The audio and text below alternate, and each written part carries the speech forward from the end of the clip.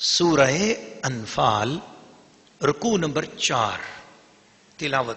يا أيها الذين آمنوا إن تتقوا الله يجعل لكم فرقانا ويكفر عنكم سيئاتكم ويغفر لكم والله ذو الفضل العظيم. وإذ يمكر بك الذين كفروا ليثبتوك أو يقتلوك أو يخرجوك ويمكرون ويمكر الله والله خير الماكرين. وإذا تتلى عليهم آياتنا قالوا قد سمعنا لو نشاء لقلنا مثل هذا إن هذا إلا أساطير الأولين. وإذ قالوا اللهم إن كان هذا هو الحق من عندك فأمطر علينا حجارة من السماء أو ائتنا بعذاب أليم. وما كان الله ليعذبهم وأنت فيهم وما كان الله ليعذبهم وأنت فيهم وما كان الله معذبهم وهم يستغفرون. وما لهم ألا يعذبهم الله وهم يصدون عن المسجد الحرام وما كانوا أولياءه إن أولياءه إلا المتقون ولكن أكثرهم لا يعلمون. وما كان صلاتهم عند البيت إلا مكاء وتصدية فذوقوا العذاب بما كنتم تكفرون. إن الذين كفروا ينفقون أموالهم ليصدوا عن سبيل الله فسينفقونها ثم تكون عليهم حسرة ثم يغلبون. والذين كفروا إلى جهنم يحشرون ليميز الله الخبيث من الطيب ويجعل الخبيث بعده على بعض فيركمه جميعا فيجعله في جهنم أولئك هم الخاسرون.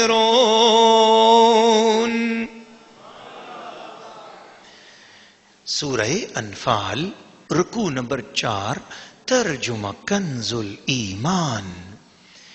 اے ایمان والو، اگر اللہ سے ڈرو گے تو تمہیں وہ دے گا جس سے حق کو باطل سے جدا کر لو اور تمہاری برائیاں اتار دے گا اور تمہیں بخش دے گا اور اللہ بڑے فضل والا ہے.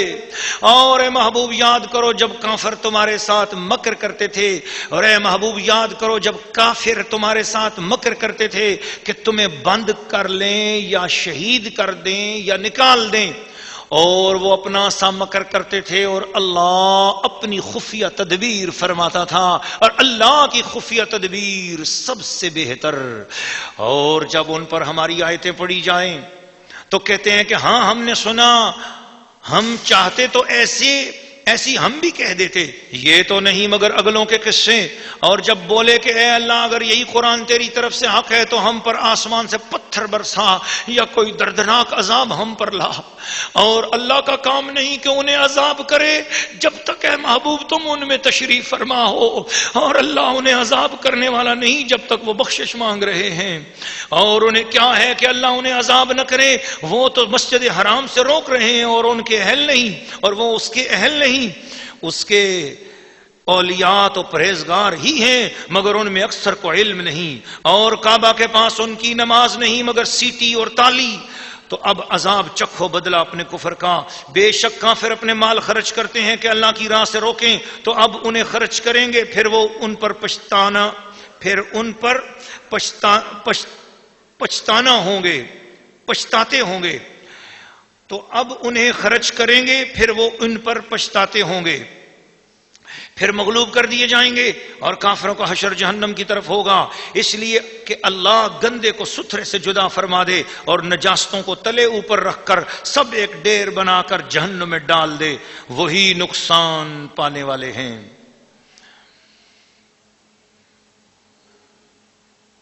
سورہ انفال رکوع نمبر 4 تفسیر. ناظرین و ناظرات اور سامعین و سامعات، 2 عظیم واقعات اس رکوع میں بیان کیے گئے ہیں، اور اس سے پہلے ارشاد فرمایا گیا کہ ایمان والو اللہ کا تقوی اختیار کرو. جب تم اللہ کا تقوی اختیار کرو تو خود بخود تمہارے دل کے اندر اللہ پاک حق کو باطل سے جدا کرنے والی باتیں خود بخود آپ کو پتہ چل جائے گا کہ کیا اچھا ہے کیا برا ہے. اس کائنات میں رہنے کا تمہیں طریقہ آ جائے گا. تقوی اختیار کرو تو خود بخود تمہیں سمجھ آ جائے گی کیا کرنا ہے کیا رہنا ہے. خود بخود تمہارے دل مان جایا کریں گے یہ کرنا ہے اور یہ نہیں کرنا. وَيُكَفِّرْ عَنْكُمْ سَيِّئَاتِكُمْ، اور اللہ پاک تمہارے گناہوں کو اتار دے گا تم سے. وہ جو تقوی اختیار کرنے سے پہلے تم سے گناہ ہوئے ہیں، غلطیاں ہوئی ہیں، قصور ہوئے ہیں، کبیرہ گناہ ہوئے ہیں، صغیرہ گناہ ہوئے ہیں، جب کوئی بندہ تقوی اختیار کر لیتا ہے، سچے دل سے اللہ کا ہو جاتا ہے، اللہ تعالیٰ اس کی ساری پچھلے گناہ معاف فرما دیتا ہے. کیوں؟ واللہ ذو الفضل العظیم، اللہ بڑے فضل والا ہے. یہاں سے اللہ پاک نے وہ واقعہ سنایا ہجرت کا، ہجرت رسول کا واقعہ، حضور نے کیسے مکہ چھوڑا اور مدینے آئے. وہ رات کیسی تھی؟ ہوا یوں کہ رات کو دار الندوہ خانہ کعبہ کے اندر، اب وہ کعبہ شریف کے اندر آ گیا وہ حصہ، ایک کمرہ تھا خانہ کعبہ کے سائڈ پر بنا ہوا، اس کمرے کے اندر بڑے بڑے عقل والے اور بڑے بڑے مکے کے سردار اس میں جمع ہوتے. انہوں نے کہا کیا کریں محمد صلی اللہ علیہ وسلم، یہ تو ہمارے بتوں کو برا کہتے ہیں، اب ہم ان کو کیا کریں، اس طرح کریں. آپس میں مشورے ہوئے، آخر طے یہ پایا کہ بھی حضور صلی اللہ علیہ وسلم کو یا ایک رات سارے قبیلے کے سردار ملیں اور سب آپس میں تلوار پکڑ کر سارے مل کر حضور پر تلوار چلائیں گے، حضور صلی اللہ علیہ وسلم کو شہید کر دیں گے. اگلے دن جو ان کے ورثاء مطالبہ کریں گے تو ہم ان کو کہہ دیں گے کہ بھئی ہم سب نے مارا ہے، اور سارے قبیلے والے مل کر ان کا خون بہا ادا کر دیں گے، بس مسئلہ حل ہو جائے گا. استغفر اللہ العظیم. حضور کو شہید کرنے کا منصوبہ بنایا گیا. ادھر وہ شہید کرنے کے منصوبے کے لیے تھے کہ آج رات جائیں گے چپکے سے. انہوں نے رات طے کر لی. جو رات انہوں نے طے کر لی، 3 دن پہلے سے حضور صلی اللہ علیہ وسلم نے حضرت ابوبکر صدیق کو بتا دیا تھا کہ شاید 3 دن بعد ہمیں کسی وقت بھی ہجرت کے لیے جانا ہوگا، 2 اونٹنیاں تیار کر لو اور مدینے شریف تک رستہ بتانے والا بندہ بھی بتا دو، وہ تو جو ہماری رہنمائی کرے. 3 دن پہلے جو ہے نا سارے منصوبے حضور نے صدیق اکبر کو ساری باتیں بتا دی تھی. اب وہ رات جب آئی تو ادھر جبریل امین حضور کی بارگاہ میں آئی، یا رسول اللہ آج رات اپنے بستر پر آپ علی کو چھلا دیں اور خود حضرت علی کو اپنے کپڑے پہنا دیں اور حضرت علی کے کپڑے آپ خود پہن لیں. تو اب حضرت علی رضی اللہ تعالیٰ عنہ کو اپنا امامہ شریف اڑا دیا اور حضرت علی کا امامہ حضور نے اوڑھ لیا. حضور صلی اللہ علیہ وسلم نے اپنے کپڑے حضرت علی کو پہنا دیے اور حضرت علی کے کپڑے خود عزیب تن فرما لیے. اس میں مولا علی کو کتنا بڑا فیض عطا کیا جا رہا ہے. حضرت علی لیٹ گئے. اب چادر حضور کی اوپر تان لی، حضور کی چادر، حضور نے اپنی چادر، اپنا کمبل مبارک جس کا قرآن میں ذکر ہے نا یا ایھا المزمل، وہ کمبل مبارک مولا علی کو دے دیا. کمبل حضور کا، امامہ حضور کا، کپڑے حضور کے. باہر سے کافر جو ہے نا وہ دیکھ رہے ہیں کہ اندر حضور ہی لیٹے ہوئے ہیں. یہ خفیہ تدبیر تھی اللہ کی. ٹھیک ہے، اب وہ سمجھ رہے ہیں اندر حضور ہی لیٹے ہوئے. چراغ کی روشنی لگی ہوتی ہے اور روشنی میں امامہ حضور کا ہے، چادر حضور کی ہے، کپڑے حضور کی ہیں، نالین حضور کے ہیں، سب کچھ حضرت علی کو دے دیا اور حضرت علی کا سب کچھ خود پہن لیا. لحمک لحمی، جسمک جسمی، علی تیرا گوشت میرا گوشت ہے، تیرا جسم میرا جسم ہے، اور تیرا خون میرا خون ہے. دموں کا دمی، نفسوں کا نفسی، یا علی نفسوں کا نفسی، یا علی تیرا نفس میرا نفس ہے، یا علی تیرا خون میرا خون ہے، یا علی لحموں کا لحمی، تیرا گوشت میرا گوشت ہے، یا علی. تو حضور علیہ الصلوۃ والسلام حضرت علی کو وہ مرتبے، وہ خلافتیں، وہ شان اور وہ عظمتیں عطا فرما رہے تھے. کتنی بڑی عظمت ہے کہ اب جو تلوار چلانے والے ہوں تو وہ اگر انہوں نے تلوار چلا لی تو وہ تو حضور سمجھ کر شہید کریں گے نا، وہ سمجھیں گے کہ حضور کو شہید کر رہے ہیں. نیچے علی ہوں گے اور حضرت علی نے آج اپنے آپ کو حضور پر قربان کرنے کے لیے سب کچھ کر لیا، تیار ہو گئے. حضور لیٹ رہے ہیں، فرمایا تم یہاں لیٹ جاؤ، میرے بستر کے نیچے کچھ لوگوں کے پیسے رکھے ہوئے ہیں، امانتیں ہیں لوگوں کی. لوگ وہ جو مجھے باہر قتل کرنے کے لیے کھڑے ہیں، ان میں ابو جہل کے پیسے میرے پاس رکھے ہوئے ہیں، ابو لہب کے پیسے میرے پاس رکھے ہوئے ہیں، ان کی امانتیں ہیں اور وہ واپس دینی. وہ جان کے دشمن ہیں مگر امانت کسی اور کے پاس نہیں رکھ رہے، کسی پر اپنے دشمن، اپنے جس کو دشمن سمجھ رہے ہیں، جس کو مار رہے ہیں، اسی کے پاس اپنی امانت بھی رکھی ہوئی ہے. مصطفیٰ پر یقین بھی اتنا ہے کہ یہ بھلے دشمن ہے لیکن ہماری امانت یہاں پر خیانت نہیں ہوگی، یہ رسول امین ہے. فرمایا ان کے پیسے میرے پاس رکھے ہوئے، ان کو واپس دے دینا، صبح ان کی امانتیں ان کے حوالے کر کے پھر تم مدینے آ جانا، میں مدینے شریف جا رہا ہوں صدیق اکبر کو ساتھ لے کر. تم سے پوچھیں تو تم یہ بتانا کہ ہمیں کیا پتا کدھر گئے ہیں، ہمیں اب نہیں بتانا ہمارا. تو اس کا مطلب یہ ہوا کہ بعض اوقات حفاظت کی خاطر تدبیر اختیار کرنا جائز ہے، اور اسی طریقے حفاظت کی خاطر باڈی گارڈ رکھنا یہ بھی جائز ہے. حفاظت کی خاطر حفاظتی چوکیدار رکھنا یہ بھی جائز ہے، اور حفاظت کی خاطر کوئی ایسی تدبیر کرنا کہ دشمن کو اچکا مل جائے، دشمن جو ہے نا وہ سمجھ نہ سکے، یہ تدبیریں اختیار کرنا یہ سنت مصطفیٰ ہے۔ تو پھر کیا ہوا کہ حضور صلی اللہ تعالی وسلم وہاں سے نکلے اور سیدنا صدیق اکبر رضی اللہ تعالیٰ عنہ کے پاس چلے گئے۔ جب حضور باہر نکلے، یہ جو آیت پچھلے رکوع میں ہم نے سنائی ہے، اس کے شان نزول میں ایک وہ واقعہ بھی آتا ہے، وَمَا رَمَيْتَ إِذْ رَمَيْتَ وَلَٰكِنَّ اللَّهَ رَمَىٰ۔ حضور صلی اللہ علیہ وسلم نے مٹھی بھری اور سورہ یاسین کی ابتدائی آیتیں پڑھی، اور ابتدائی 5 آیتیں آتا ہے روایتوں میں کہ ابتدائی 5 آیتیں یا ابتدائی 7 آیتیں آپ نے پڑھی، اور اس مٹھی پر دم کیا، اس خاک پر، اور دم کر کے آپ نے وہ مٹھی پہ خاک پہ ایسے ان کافروں کی طرف جو باہر تلواریں پکڑ کے کھڑے تھے، وہ تلواریں پکڑ کے کھڑے تھے کہ حضور صلی اللہ علیہ وسلم باہر نکلیں تو ہم مار دیں، یا اندر دروازہ کھلے تو ہم اندر جائیں اور مار دیں۔ تو ادھر یہ ہوا کہ جو ہی دروازہ کھلا حضور صلی اللہ علیہ وسلم کا، تو کافروں کو پتہ چلا کہ حضور دروازہ کھلا ہے، حضور باہر نکلے لیکن حضور ان کو نظر ہی نہیں آئے۔ حضور نے دم کر دیا، سورۃ یاسین کی پہلی آیتوں کو دم کر کے ان کے اوپر جو ہے نا مٹی پھینک دی، تو ان کو حضور نظر ہی نہیں آئے۔ ان کے بیچ میں سے حضور ان کو ہٹاتے ہوئے، پیچھے کرتے ہوئے، کیونکہ وہ تو بالکل دروازے کے پاس جڑ کے کھڑے تھے اور کئی سردار تھے، 20 یا 25 لوگ تھے، دروازے کے پاس 20-25 لوگ کھڑے ہوں، اور ان کو حضور ہٹا رہے ہیں، ہٹا کر ان کے بیچ میں سے نکل گئے، ان کو حضور نظر ہی نہیں آئے۔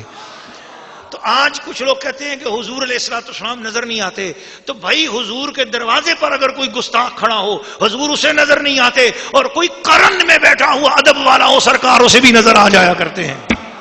بات تو ادب کے ساتھ ہے، اگر کسی کے اندر ادب موجود ہو تو اسے حضور سینکڑوں میلوں سے دور سے بھی نظر آتے ہیں، اور ادب نہ ہو تو دروازہ رسول پہ کھڑا ہو تو حضور اسے نظر نہیں آتے ہیں۔ بات تو ادب کی ہے۔ پھر یہ ہوا کہ حضور علیہ الصلوۃ والسلام ابو بکر صدیق کے پاس چلے گئے، سیدنا ابو بکر صدیق کو اپنا یار غار، یار سفر بنا دیا، ساتھ چل پڑے، اور غار ثور کے اندر 3 دن صدیق اکبر کے ساتھ رہے۔ جب وہ سیدنا صدیق اکبر 3 دن حضور کے ساتھ رہے، ایسی خلوتیں کسی صحابی کو، کسی زوجہ رسول کو بھی ایسی خلوتیں حضور کے ساتھ نہیں ملی۔ اتنے مسلسل 3 دن کے کوئی اور امتی حضرت صدیق اکبر کے ساتھ اس فضیلت میں شریک نہیں ہے۔ اتنی قربت رسول کے ساتھ کہ 3 دن کوئی اور امتی حضور کے قریب نہیں ہے سوائے صدیق اکبر کے۔ علی کو دیکھو تو ان کی شان بھی عظمت والی نظر آتی ہے، صدیق کو دیکھو تو ان کی شان بھی برکت والی نظر آتی ہے۔ 3 دن بعد جب وہاں سے نکلے مدینہ شریف پہنچے تو مدینہ شریف والوں کو پتہ ہی نہیں چل رہا تھا کہ ان کے اندر صدیق کون ہیں اور حضور کون ہیں۔ اتنا نور ایک طرح کا ہو چکا تھا۔ صدیق اکبر نے جب دیکھا کہ لوگ مجھے بھی جھک جھک کر سلام کر رہے ہیں اور یہی سمجھ رہے ہیں کہ شاید مجھے بھی حضور سمجھ رہے، تو آپ نے چادر پکڑ کر حضور پہ کھڑے ہو گئے، تو تاکہ لوگوں کو پتا چلے جس نے چادر پکڑی ہوئی ہے یہ غلام ہے، اور جو سامنے تشریف فرما ہے یہ حضور آقا ہیں۔ پھر اس رکوع میں ایک دوسرا واقعہ بڑا عظیم بیان ہوا، وہ واقعہ یہ کہ اذ قالوا وَإِذْ قَالُوا اللَّهُمَّ إِن كَانَ هَذَا هُوَ الْحَقُّ، وہ کافر بولنے لگے اے اللہ یہ نبی اگر حق ہے اور ہم اس کی گستاخیاں کر رہے ہیں، بےدبیاں کر رہے ہیں، ان کان ھذا ھو الحق من عندک، یہ تیری طرف سے تیرے نزدیک اگر یہ محمد مصطفیٰ حق ہے، فامطر علینا حجارۃ من السماء، تو آسمان سے ہم پر پتھر نازل کر، او ائتنا بعذاب علیم، دردناک عذاب ہمیں دے۔ یہ کافروں نے دعائیں کرنی شروع کر دی، استغفر اللہ استغفر اللہ۔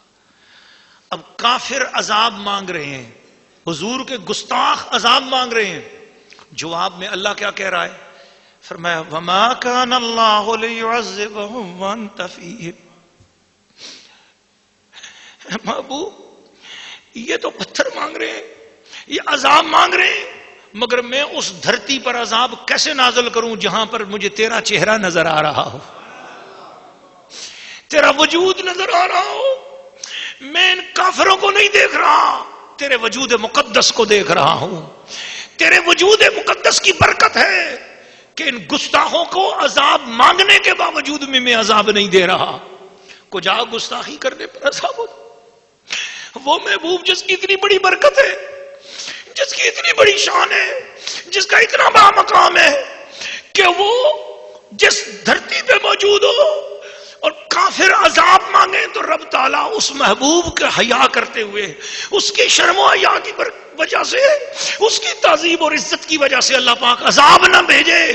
اس محبوب کا غلام جب درود و سلام پڑھ رہا ہوگا، اس محبوب کا غلام جب اس کا میلاد منا رہا ہوگا، تو پھر رب کتنی بڑی رحمت نازل فرمائے گا۔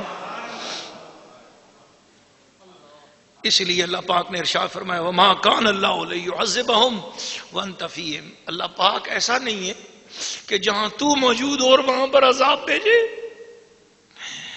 وما کان اللہ معذبہم وہم یستغفرون، دراصل حضور جب مدینے آ گئے تو اس وقت کہا کہ اب عذاب کیوں نہیں آتا، اب تو حضور چلے گئے ہیں نا مکہ چھوڑ کر، ایسے بھی گستاخ تھے۔ فرمایا کچھ لوگ مسلمان ابھی وہاں پر موجود تھے اور وہ مسلمان استغفار کرتے تھے، تو استغفار، مسلمانوں کے استغفار کی برکت سے کافر بھی عذاب سے بچے ہوئے تھے۔ فرمایا محبوب تو ہے جہاں تیرے یار رہتے ہوں، تیرے پیارے رہتے ہوں، تیرے غلام رہتے ہوں، میں ان کا بھی حیا کرتا ہوں۔ وہ استغفار کافروں کے لیے اتنی کرتے تھے، اپنے لیے کرتے تھے، مگر کہتے ہیں کہ استغفار اتنی برکت والی چیز ہے کہ بندہ اپنے لیے بھی کرے۔ جس گھر میں استغفار کرنے والے رہتے ہوں، ارد گرد کے 40 گھروں میں وہاں پر رحمت نازل ہو جاتی ہے۔ اس لیے حضور علیہ الصلوۃ والسلام نے ارشاد فرمایا استغفر اللہ، میرے امتیو اللہ سے استغفار کرتے رہا کرو، فانی استغفر اللہ فی کل یوم 70 مرۃ او 100 مرہ وفی روایت۔ حضور علیہ الصلوۃ والسلام نے ارشاد فرمایا لوگو اللہ سے توبہ و استغفار کرتے رہا کرو، میں خود نبی ہو کر روزانہ 100 مرتبہ اللہ کی بارگاہ میں یا 70 مرتبہ اللہ کی بارگاہ میں استغفار کرتا ہوں۔ سو استغفار کی بہت بڑی فضیلت ہے، اس لیے جو شخص روزانہ استغفار کرتا رہے، اللہ کے حضور معافیاں مانگتا رہے، اللہ پاک اس کے رزق میں اضافہ فرماتا رہتا ہے۔